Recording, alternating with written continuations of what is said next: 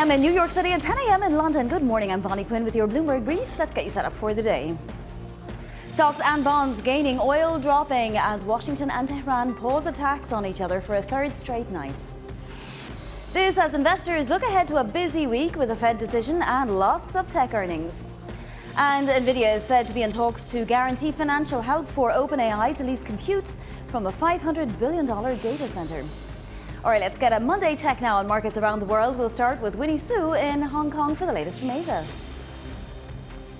Yeah, good morning, Bonnie. Happy Monday. We are seeing a very nice rebound in Asian stocks today after that sell-off on Friday, with oil pressure continues to ease. Now, when you look below, lower down, it actually shows how investors remain quite cautious when it comes to the big earnings that we are waiting for when it comes to the U.S. tech earnings. And that is why for Japanese stocks, you are actually seeing gaming stocks leading the gains today, with chip makers continue to fall as investors look for opportunities away from these chip stocks. And similarly, when you look at the Kospi index, South Korean's benchmark, it is up just slightly less than 1% after having fluctuated throughout the day. However, the key focus today really is that impressive debut from CXMT as you flip the board and see how this Chinese memory giant jumping 466% today on its trading day in Shanghai. Now, the company is in fact right now the biggest, most valuable company onshore China, and as the fourth biggest DRAM company, we will see how it takes on this competition against its rivals, including Samsung Electronics, SK Hynix, and Micron. And phenomenal retail interest as well. Winnie, thank you so much. That's Winnie Su there in Hong Kong. All right, let's get over to Europe now. A lot happening. Justina Lee, give us the summary. Good morning, Vonnie. Now, we're seeing a lot of the similar moves in Europe as we've seen in the U.S. thanks to that drop in oil. You know, for instance, the Stocks Europe 600 is up 0.7%, led by a lot of those retail and travel and leisure names. Now, of course, we're also seeing big moves in the bond market, with the short end UK bond yields dropping nearly 6 basis points ahead of that BOE decision coming up later this week, and also a pretty big move in German 10-year bond yields, even though we did have an ECB kind of governing council member coming out and saying that a small pause in this conflict is not going to change the need for tighter policy settings. And we flipped the board here, another big sigh of relief seen in the natural gas market. And now this is also being affected by the conflict in the Middle East. And we can see a pretty big move overnight, the biggest in more than a month, as kind of the pause in the conflict possibly allowing more movement through the Strait of a lot of those LNG vessels. But you can see year to date, it's still a pretty big move up, and I think that's fueling a lot of the inflation concerns, especially ahead of winter, Bonnie. Absolutely, and a Bank of England decision this week as well, Justina. That's Justina Lee in London. Well, she mentioned it, the big drop in oil. Apparently a couple of days of a pause between the US and Iran in terms of strikes is worth more than $10 on prompt month futures for Brent. So we're back below $90 a barrel, having topped 100 just at the end of last week. For WTI, we're around $83 a barrel. And as Justina said, down more than 7% on European gas futures. Though I will say at almost 59 euros per megawatt hour, that is still extraordinarily elevated. That's the backdrop for a week of massive earnings. Let's take a look at futures. Thursday is the biggest day, more than $10 trillion in earnings, and many of them tech earnings. Reporting on that particular day, we are starting off the week nicely after that chip sell-off at the end of last week. Nasdaq 100 futures pointing to a gain of more than 1.5%. Should note a couple of things from some strategists this morning. RBC's Laurie Calvasina is saying that profits are holding up despite a difficult macro backdrop. We also have a note out from Mike Wilson's team at Morgan Stanley suggesting that if the war is protracted, or if the Fed hikes this week, there could actually be some kind of consolidation or even a correction. To that end, let's look at yields, because we are off our highs of last week, but we are still elevated. So we're just below 430 on the 2-year yield.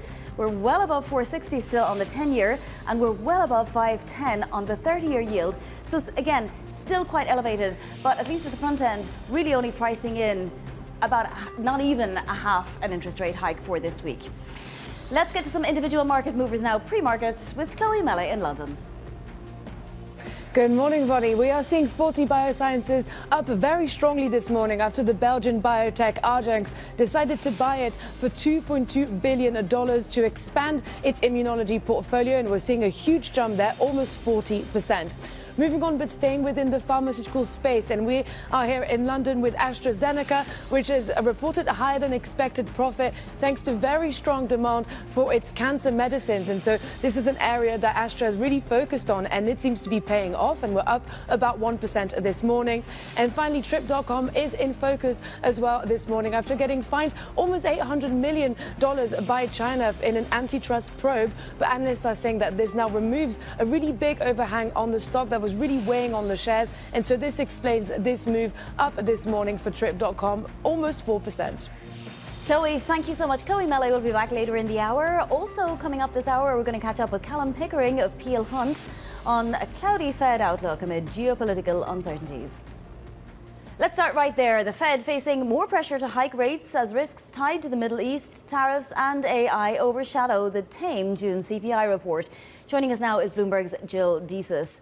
Jill, there's going to be some repricing either way, whether the Fed holds or hikes at this point, right? Yes, Bonnie. I mean, look, I think that at this point, you're paying attention to some of these price pressures. I know that oil in particular has fallen back below $90 per barrel, but still, I mean, take into account the fact that you have seen those escalating tensions between the U.S. and Iran, particularly over the last, couple of weeks, and there's still some uncertainty about where that may go from here. So that does seem to be weighing into the calculus a little bit more here. I mean, back when we had that pretty cool June inflation print, you saw bets for a rate hike drop to as low as 10%. Now, I think as of last week, we were back up to about a 35% chance for a rate hike that we're pricing in at this point. So it does seem like even if you get a continued hold from the Fed this week, there might be some dissent that make this a really interesting picture this time. At the end of last week, it looked like we were going to see a much more protracted war than we had thought. Suddenly, with oil down so much this week, things look a little bit rosier, Jill. How is the Fed supposed to read war risk? I mean, how is anyone supposed to read war risk? I think that, when you're looking at the previous several months here, we've seen a lot of twists and turns in this conflict. We've seen, some pretty rapid escalation followed by a de-escalation. Maybe we're in a period now where we've got a couple of days where things that do seem like they've simmered down a bit. Maybe you see peace talks pick back up. But I think, if you're the Fed, you are sort of weighing in, not just the fact that you've got these price pressures of impacting energy, but also, a lot of other issues related to AI demand. I think that, you're going to have to kind of weigh whether or not there's at any point this year you need to raise rates. I think for the Fed in particular, when you're looking, later this year, it becomes a question of whether you raise rates now or you potentially look at something that's maybe even butting up a little bit against the U.S. midterms, which might be a little bit more political than, Kevin Warsh, who's still pretty new in the position, wants to ultimately go here. So I think there's a lot of factors at play. And again, really difficult to kind of build in that risk around uncertainty with the Iran war. Again, we're in a bit of a cool down period now, but it's really difficult to say where things are ultimately going to go, even just a week or two from now. Yeah, exactly. And also a little bit of relief on the employment front at the moment as well. And that could provide cover should the Fed actually do something. Jill, thank you so much. Bloomberg's Jill Desus there. In China, chipmaker CXMT soaring after a blockbuster IPO. Shares closing 466 higher, becoming the nation's largest onshore listed company. Bloomberg's Peter Elstrom joins us now for more. Peter, this is a phenomenal story. We've all been watching the China AI story, but percolating in the background has been that chip story. And CXMT is now the fourth largest DRAM maker in the world. How long before China is completely self-sufficient in chips? Oh, that's a big question, Vonnie. In terms of the debut today, yeah, it was a very strong IPO for CXMT. As mentioned, they were up 466%. The company is now worth the equivalent of $488 billion, making it the most valuable onshore. And it's pretty close to the most valuable Chinese company out there. Tencent is just a bit ahead. at just over $514 billion. So there's a small gap there. And with the prices of memory chips going the direction they are, it would not be surprising if you got another investor push to go ahead and get very close to Tencent. In terms of the broader question about their chip self-sufficiency, they do need chips from a number of different places. Obviously, they want to be able to buy the most advanced chips in areas like AI. Huawei is trying to make the equivalent of Nvidia's accelerator chips, but they're quite a bit behind. CXMT is a very strong memory chip player. That's one of the reasons that Apple is trying to get their chips in addition to the memory chips that it gets from the big three players, Samsung, SK Hynix, and Micron outside of China. But it's a strong player. It's making a lot of progress at this point, and certainly it's getting a lot of government support too, because Beijing does have this goal of trying to build their own technology self-sufficiency, and semiconductors is sort of the foundation of that, to being able to build services on top of it, like AI and other products. And phenomenally, the retail order book apparently was about 10 times the size of the SpaceX retail order book. Can I move to Nvidia, because it's in talks to provide a financing guarantee now to help OpenAI lease compute from a $500 billion data center that SoftBank controls. So really just a great story for everybody on the surface, Peter, but it does bring up the circular financing question again.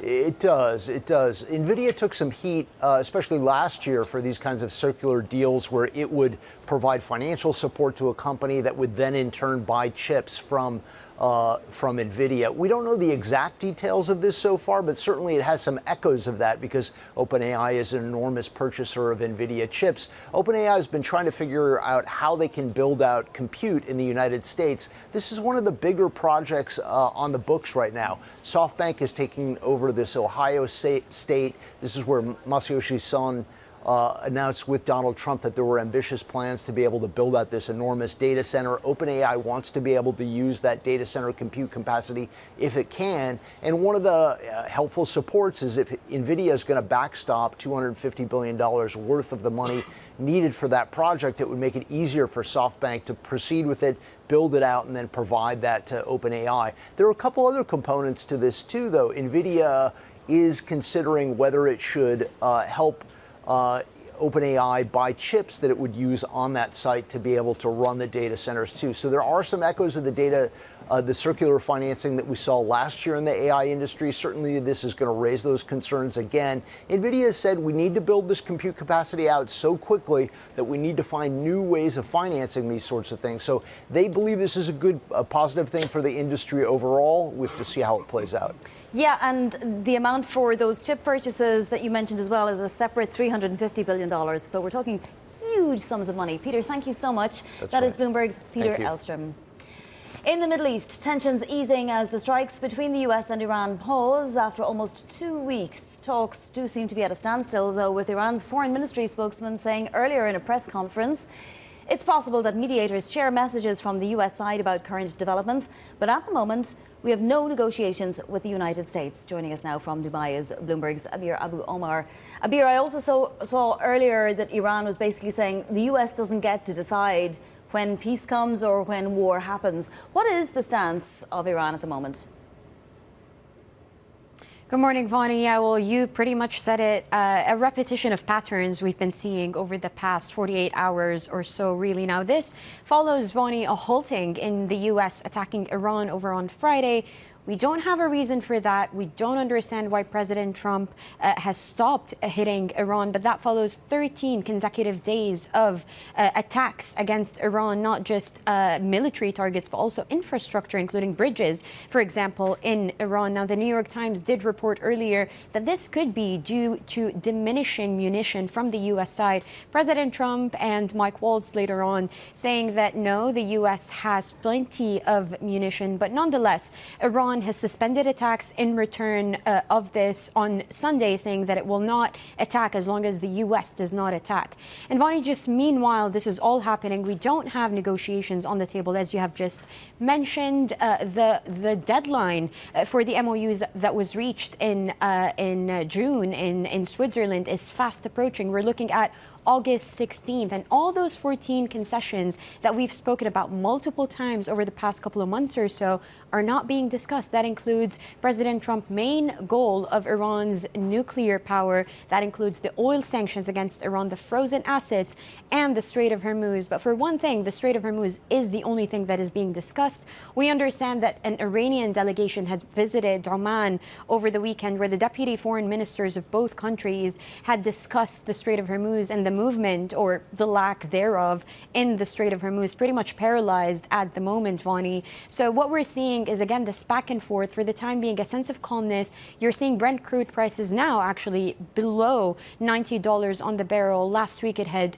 accelerated to above $100 on the barrel. So at least some positive news. But just one thing to keep in mind is that this hasn't ended, right? This could all unravel. There's a lot of uncertainty still around the situation and whether those negotiations are set to continue. Pricing can happen very quickly. Abir, thank you so much. That's Bloomberg's Abir Abu Omar. Now to other top stories trending on the terminal this morning. The CME is set to launch single stock futures today. This will allow investors to hedge or speculate on more than 50 of the largest US companies. The contracts will be cash settled on the closing price of the stocks they're tied to. Trading will be open 23 hours a day, 5 days a week. SoftBank's $40 billion bridge loan for its stake in OpenAI has attracted a new group of 21 lenders. Bloomberg sources say the group has been allocated around $7 billion of the facility. Standard Chartered, First Abu Dhabi Bank and Singapore's sovereign wealth fund, GIC, have taken a nearly $1 billion share. The companies declined to comment.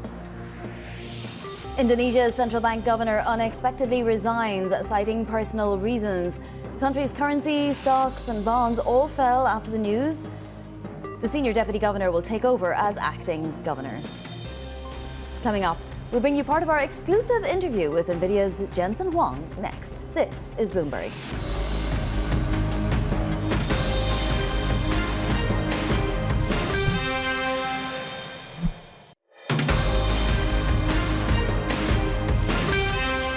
This is Bloomberg Brief. I'm Vonnie Quinn in New York. Investors bracing for the busiest week for S&P 500 earnings, with Microsoft, Meta, Apple and Amazon all set to report, with the firm's AI spending plans at top of mind. Bloomberg's Ed Ludlow spoke with Nvidia CEO Jensen Huang in an exclusive interview. Have a listen. The semiconductor industry has really changed. And the reason for that, because we used to build computers for people to use, and we're going to still continue to build incredible computers. These are now processing AIs for humans to collaborate with.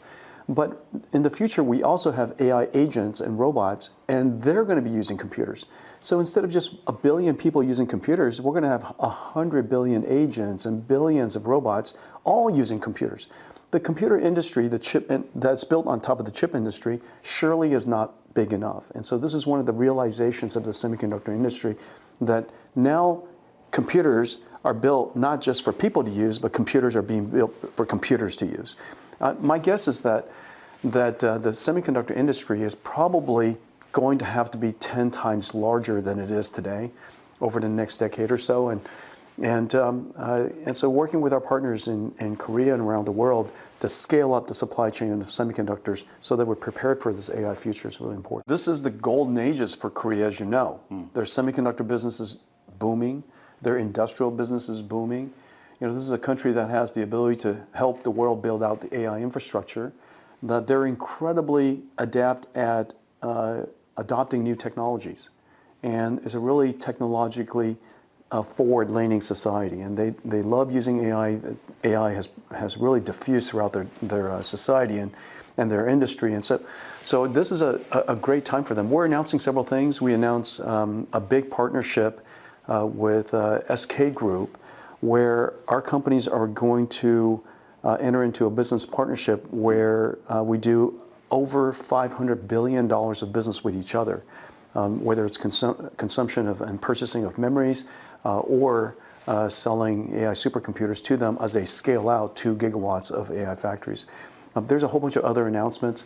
We're investing $1 billion in Naver to help. They're the Korea's leading AI cloud. They're going to scale up in Korea up to they're going to scale up 200 megawatts, I think it is, and they're going to expand across the world. In the case of China, they're producing more AI researchers than probably all of the world has, in any given year. And so they're producing, if manufacturing intelligence is important, they manufacture the most important version of it, which is the researchers. And so this is an area, a country that's going to produce excellent AI technology. We ought to continue to learn from them, work with them. As you know, you're here in Silicon Valley, right here in San Francisco. But the number of AI researchers here that came from China that are Chinese is really quite significant. And so, we're really fortunate to have them here, and we just got to keep on racing. Nvidia CEO Jensen Huang speaking exclusively to Bloomberg's Ed Ludlow. This is Bloomberg.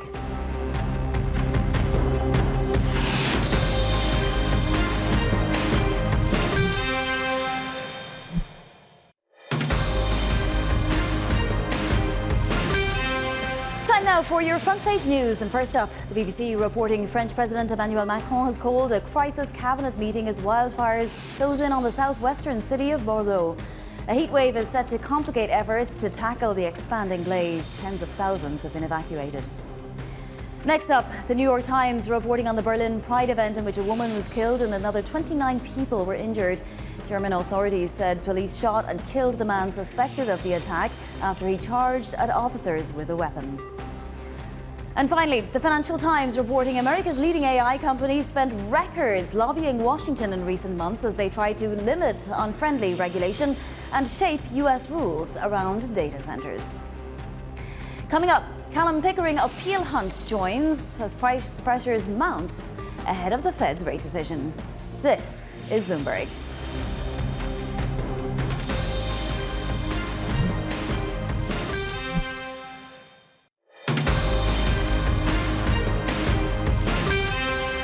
It's 5:30 a.m. in New York City, 10:30 a.m. in London. Good morning, I'm Bonnie Quinn with your Bloomberg Brief. Let's get you set up for the day. Stocks and bonds gaining, oil drops as Washington and Tehran pause attacks on each other for a third straight night. This as investors look ahead to a busy week with a Fed decision and lots of tech earnings. And Nvidia is said to be in talks to guarantee financial aid for OpenAI to lease compute from a $500 billion data center controlled by SoftBank. All right, let's take a look at these markets then. And wow, that is a drop for oil. We're now below $89 a barrel on Brent. We just continue to plummet. That's a shift of more than $13 a barrel just between Friday and Monday alone. We're down almost 9% now on that front month contract. We see that WTI is below $83 a barrel. Still pretty elevated for European gas futures, above 58 euros per megawatt hour, but that is still down 8% from where it was at the end of last week. That is providing a backdrop which could be positive for some asset classes, including equities and bonds. Let's take a look at futures because we're also going to see a huge amount of earnings this week. And as Laurie Calvasina of RBC put it, companies have been defending their profits against what is a difficult macro backdrop, and we may be seeing weaker revenue beats, but nonetheless, they are seeming to beat the lingering pressure beneath the surface. As you can see, Nasdaq 100 futures looking to bounce back after Friday's chip sell-off, up more than 1.5%. And then yield-wise, we are, of course, waiting on the FOMC this week. We're down about 3 basis points on the 2-year, well, across the curve, really, the middle point of the curve, down more than that. But still, the 10-year yield at 4.63 and that 2-year just below 4.30. The 30-year yield elevated still at 5.12 and change. All right, let's get to some individual movers now. We'll go to London and Chloe Melly. Good morning, Bonnie. This drop in oil prices that you were just mentioning is triggering this big relief rally across those tech stocks and AI-related stocks here, over here in America. And we have got quite strong moves this morning, including Qualcomm, Meta, Microsoft, Amazon, all in the green this morning as this drop in oil prices gives some relief to those markets. Moving on to Forte Biosciences, which is jumping this morning in pre-market trading as it is getting bought by the Belgian Belgian biotech Argenx for $2.2 billion. And so that will expand the immunology portfolio for that company, and we're up very strongly there. And finally, let's end with a London company. We've got AstraZeneca also moving higher in London trading this morning. After reporting higher than expected profit, it has really benefited from strong performance of its cancer medicines, which is an area that it has been trying to really expand in. This seems to be really paying off, and so we're up about 1.6%, 1.7% for AstraZeneca in London this morning. Chloe, thank you so much. Chloe Melly there in London. Price pressures creeping back up amid geopolitical uncertainties. Markets now pricing in about a 30% chance of a Fed hike Wednesday, with nearly a full hike priced in by the September meeting. Of course, pricing is constantly changing. Joining us now is Kallum Pickering, Chief Economist at Peel Hunt. Kallum, if the Fed was at all inclined to hike this week, and there was a significant non-zero possibility of that happening, does this massive drop today in oil prices change that decision-making even at the margin? It probably does. If I'm at the Fed, I'm inclined to just hang off and just slightly hope that things resolve. For me, I actually don't see a very good argument for any central banks to do anything over the next few weeks. There are just too large a two-way risks. I think from the Fed's perspective and for other central banks, I think it's important to let markets entertain the idea that central banks could raise interest rates while holding out the hope that in the end you don't have to do all that much. Why let markets entertain the idea? First, you don't want to push back against that. Remember, they all made a mistake in 2022. That would look very bad indeed if they then had to go aggressive. But second, by allowing markets to entertain the prospect of hikes, you just get to a point where you introduce enough tightening into the system just to keep some price pressures under control a little. Are we making it too complicated, though, Kallum? If you think about it, the labour market is doing just fine according to the data, and we have to go off the data that we have. And inflation is still well above the Fed's targets and only coming down ever so slightly. I think the last report was really the first time we've really felt relief in some time. So why not hike? I think we're always making it a little bit too complicated. I think that's a great point, especially economists like myself. I think there is an element to that. For me, we're in the business of guessing what the Fed will do rather than what it should do. In a way, you're right. Consider the scenario. The Fed says exactly as you mentioned, look, we have a dual mandate. The economy seems to be doing quite well. The labour market's tight. We're above. So just to provide some insurance, we're going to go 25, 50 basis points over the next couple of meetings, and then we'll be done. My sense is the Fed is inclined to do as little as possible in order to not disturb what has been a very healthy economic upswing in the US, which, remember, importantly, has involved this big productivity and technology story. The last thing I think the Fed would want to do is put the economy to sleep, and so they're willing to tolerate a bit more inflation than they ordinarily ought to. The other thing to remember is, keep in mind, prices are signals. So those high price pressures that we see in the US, that pricing power for firms is also the incentive to hire more workers, to build on the land that's free, to extract the commodities, to produce the energy, to build out the tech. And so a little inflation, I think, is probably tolerable here. Yeah. How concerning is that, though, on the other hand, because AI spending is obviously supporting growth right now, and not just in the United States, but in China, Taiwan, Singapore, I mean, Korea, obviously. If there is a pullback in AI or some kind of a beginning of confidence drifting from the AI story, does that impact not just US growth, but global growth?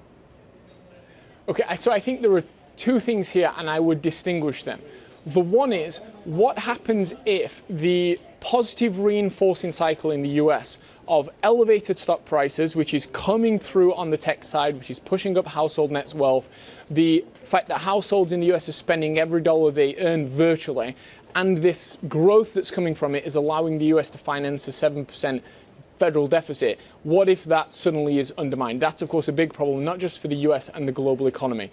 There's a separate story, which for me is a benign one, which is what happens now as the world realizes that we're not in the innovation phase anymore of this technology, but we're in the diffusion phase. So if what we see is over time, the gradual narrowing of the valuation gap between the US and other markets as the global capital market does its job and it sends money to the sectors, the industries outside of the US that can use this technology. And so you get a rebalancing. If this bubble diffuses and doesn't pop, I think that's absolutely fine. I'm still in the second camp. What I think is quite interesting, though, is the muscle memory in markets, which is every time we worry about the war, and we just had a recent one, which of course has de-escalated in the last couple of days, there's a sudden scramble for dollars because commodities are priced in dollars, and the market goes back to this AI trade. So my point here is, if we get continued good news on the Middle East, I actually wouldn't be surprised if some of these tech companies come under pressure, the dollar weakens as the market then focuses on non-US companies, economies that can benefit from technology. Kallum, what more do you want to know about Kevin Warsh and how he's thinking at this next news conference? We know there is going to be one. We also know what we think we know about Kevin Warsh, but will there be anything that we can learn? Okay. I think we are going to find out over the next couple of meetings if he's really, really disciplined in his mindset that he doesn't want to provide forward guidance for markets. And I think I said this actually on not your show, but on Bloomberg a month ago. I think that Warsh is going to be a Fed chair that economists like, but that markets don't like so much. Powell, his predecessors, Yellen like to give markets clear forward guidance. In other words, steering interest rates. Warsh is happy to let the economic data speak for itself and then for the Fed to decide what it wants to do. And so this meeting, if we don't get much information, if he stays quiet, I think we're now in for a structural change in the way that markets have to think about the Fed. And so I expect to see lots of interesting notes about how economists interpret the data and how the Fed might react to it. So we're hoping for some signal this week. We might not get one. Well, the other thing is that we've seen a couple of auctions that have been weak. They definitely haven't failed, but they've definitely been weak, and that's the longer end. We know that the short end is going to react to whatever the Fed does, but Kevin Warsh is likely to be looking at that, beyond 5% 30-year yield for it's, what is it, 28, 29 days now this year, and wondering what can be done about that, right, given the amount of debt that this country has. Is there going to be a plan for that at some point, or at least an effort at having that be in the transmission mechanism somehow too? Well, look, that was my nervous laugh. We have far too much public debt across the advanced world. No incumbent government or any challenger is taking this seriously. Of course, the US gets the exorbitant privilege from the dollar, so I think it can sustain these deficits for a while. We're in a state of the world now where the relationship between the front end of the curve and the long end of the curve is abnormal. Typically, central banks raise interest rates at the front, they go up at the long, they cut them at the front, they go down at the long. But once you are starting to run into questions of inflation credibility commitment, fiscal credibility commitment, they can move in opposite directions. And so, in a strange way, if Warsh were really committed to pushing down the long end of the curve, he would want to tighten at the front end to drive down inflation expectations. The risk, of course, is if you do that too much, you then start to undermine the US economy, and then growth worries start to compound into these fiscal worries. What I would say is, I don't think the overall borrowing level matters for the US or other advanced economies nearly as much as inflation. And so I think there's actually quite a lot of headroom here that if central banks really started, including the Fed, wanted to be committed to drive down the long end, they would tighten at the front end, cure the inflation problem, and then we would see the curve flatten considerably. All right, it's quite conceivable that that's what we'll see. Kallum, thank you so much. Kallum Pickering there of Peel Hunt this Fed week. Now to other top stories trending on the terminal this morning. The CME is set to launch single stock futures today. This will allow investors hedge or speculate on more than 50 of the largest US companies. The contracts will be cash settled on the closing price of the stocks they're tied to. Trading will be open 23 hours a day, 5 days a week. SoftBank's $40 billion bridge loan for its stake in OpenAI has attracted a new group of 21 lenders. Bloomberg sources say the group has been allocated around $7 billion of the facility. Standard Chartered, First Abu Dhabi Bank and Singapore's sovereign wealth fund GIC have taken a nearly $1 billion share. The companies declined to comment. A heat dome is gripping central US, pushing temperatures and power demand higher across the Great Plains, Midwest and Mississippi River Valley. The heat and humidity will make temperatures feel as hot as 112 degrees Fahrenheit or 44 degrees Celsius. The heat dome should shift to the west by the weekend. Coming up, Middle East tensions ease. President Trump said to be giving some space to talks with Iran. We'll discuss next. This is Bloomberg.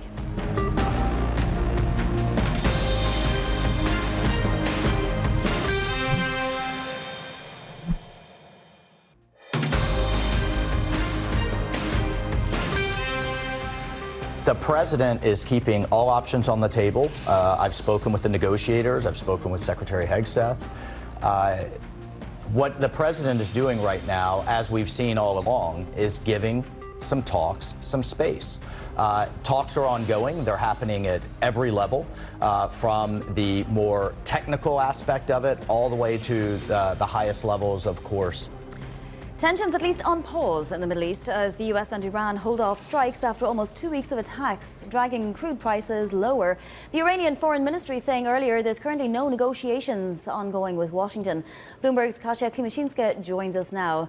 So as usual, a little bit of conflicting views on either side. Kasia, what are we supposed to make of the US just halting strikes and this New York Times report that maybe it's because of diminishing munitions? The good news is that we are starting the week with no attacks. Oil is down and stocks and bonds are up, and that's because US and Iran haven't been attacking each other for 3 consecutive days.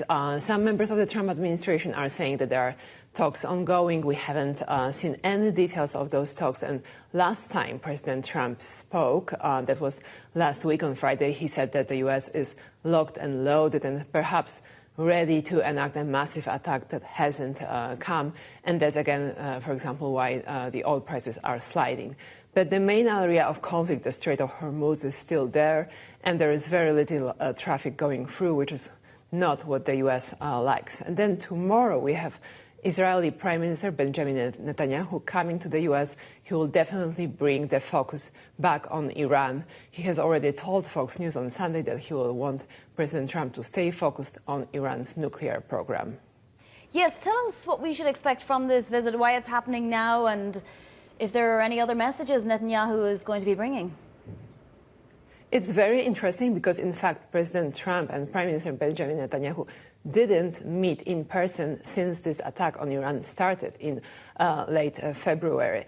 The contact was, of course, over the phone, and definitely they were exchanging messages. But we know that the view of the two leaders on this war is different, in large part because perhaps President Trump is facing midterm elections in November, and Americans here at home don't want to pay more for gasoline. They don't want to pay more for groceries. So this affordability, the impact of this war is very much on President Trump's mind. But he will talk to Benjamin Netanyahu tomorrow. He will also meet other leaders. They are here in town for the funeral of Senator Lindsey Graham. So, for example, President Trump will also meet with Ukrainian leader Volodymyr Zelensky.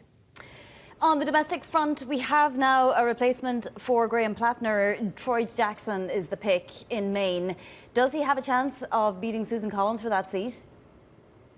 Very interesting race over in Maine, where Democrats are looking to pick up a Senate seat, which they really need if they want to take control of Senate in November. So they have a new candidate, Troy Jackson, a really interesting person. He used to be a Republican, but he turned progressive.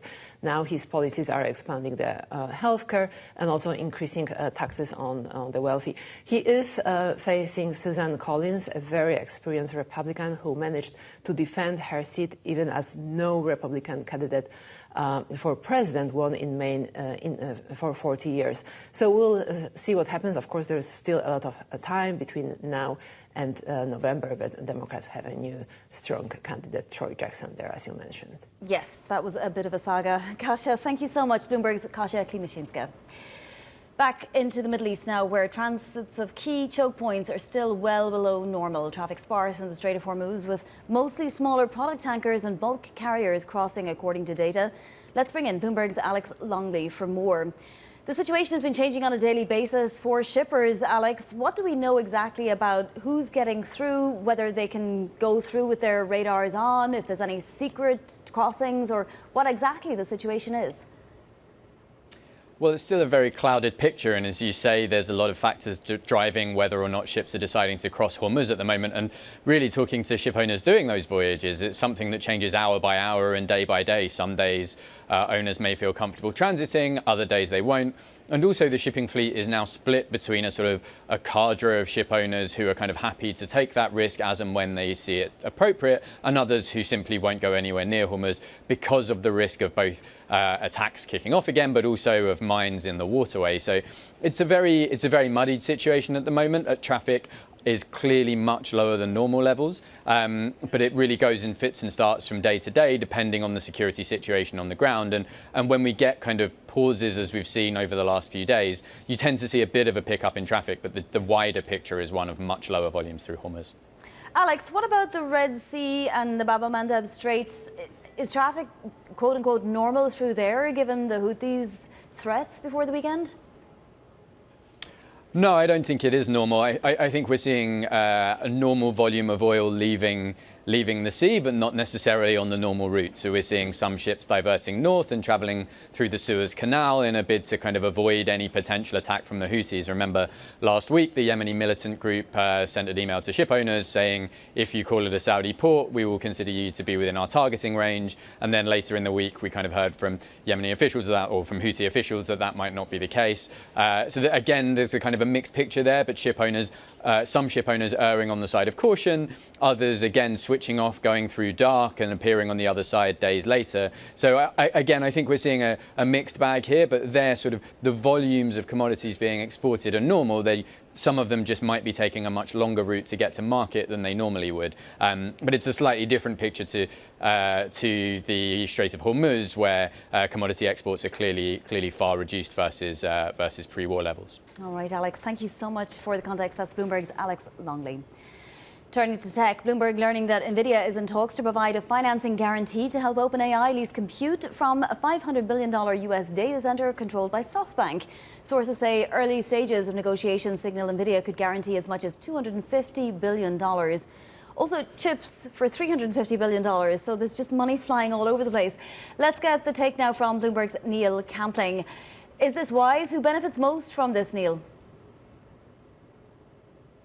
Great question, Bonnie. I mean, this is just the latest example of Nvidia investing in its own ecosystem to a degree. It's great for OpenAI because they probably haven't got a huge amount of cash available right now. But this will raise questions around the potential circular financing again, because Nvidia has got strategic deals and then some other kind of more problematic vendor financing deals, perhaps, in terms of their whole ecosystem. Deals that they've got in terms of financing or stakes, OpenAI, CoreWeave, Anthropic, XAI, Lambda, and Mistral. I mean, the list goes on and on. So, it's going to raise as many questions as it answers, I think. We'll see how the market reacts when the US session opens later. I want to ask you a little bit briefly about CXMT jumping more than 500%. Should we expect Chinese chips in the US market to overtake some of the US chip makers? Briefly, Neil? It helps them in terms of raising cash. Obviously, it's great. It's great for their balance sheet, and they can spend more on the capex. I will just caution one thing here: is that as far as the technology is concerned, they're still about 3 years behind the technology capability of the likes of Micron and SK Hynix. You can't just buy your way to closing that gap. So let's just be cautious here in terms of the type of chips that can come into the US market. They won't be leading edge. There won't be those HBM4 chips, for example. All right, Neil, thank you so much. Neil Campling there with a big week ahead for tech. This is Bloomberg.